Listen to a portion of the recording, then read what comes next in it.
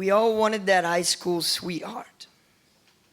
We wanted to be young in the 50s with meatloafs and sock hops and lawns so perfect they looked like Clark Gable was kissing them. We wanted to be young in the 50s with meatloafs and sock hops and lawns so perfect it looked like Marilyn Monroe was kissing them. We wanted to be 13 and alive and meet a girl that was 13 and alive and walk with her past the grandstands, to sit and hold hands with, to sit and kiss with, to sit and sit with, like it was something that you had missed, but that never was.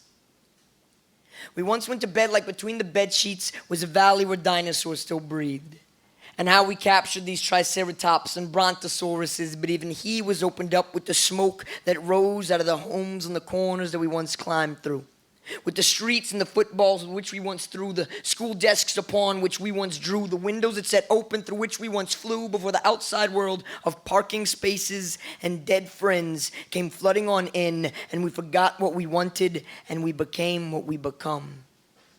Waitresses and bartenders, city employees in temp positions, we are one-kiss poems and we cry the stars as we write our scars onto dumpsters and electric boxes, because the only thing that we can hear is our hearts, and the only ones listening are the streets, to the blood that breathes, to the letters we leave, and we dream to rise ourselves up out of these burning buildings, but instead we get buried somewhere beneath, because I know my life is like some high school kid's notebook. That kid that shuffles back and forth between school and home, stacking the letters and the pictures, too close for anyone outside of his own imagination to read, because it's through the ink that his heart beats, that his heart breathes, and we all just wanted to write these notes. Check if you like me. Check if you don't. Check if you'll date me. Check if you won't. Because we all wanted the love songs to be true. And we did love dinosaurs once. And we wanted the stars to hold our hands, to kiss us, to love us, to lick the teeth. But they didn't. So let your smiles twist, like my heart dancing precariously on the edge of my fingertips, staining them like that same high school kid licking his thoughts using his Sharpie tip, right? And I was here. I was here. And ain't nobody can write that in the spot I just wrote it in. I am here breathing out and you are here breathing in, and every breath I pull brings me a second closer to the day that my mother may die, and every breath I take takes me a second further from the moment she caught my father's eye, and every word I carry is another stone to put into place in the foundation that I'm building to ease the days and erase something that I never saw, what all of us wanted and what none of us got, what we all had and have, what we all forgot, that we all wanted to be something, that we all became something, and it might not be the mess that we started being when we were kids, but something is still something, and like some cats say, something's better than nothing. Feet are smarter than an engine, and dreams are stronger than thighs, and questions are the only answers we need to have to know that we are as alive as a time when I held the mind of a child, asking why is 2 + 3 always equal to 5? Where do people go to when they die? What made the beauty of the moon, the beauty of the sea? Did that beauty make you? Did that beauty make me? Will it make me something? Will I be something? Am I something? And the answer comes, already am, always was, and I still have time to be. Thank you.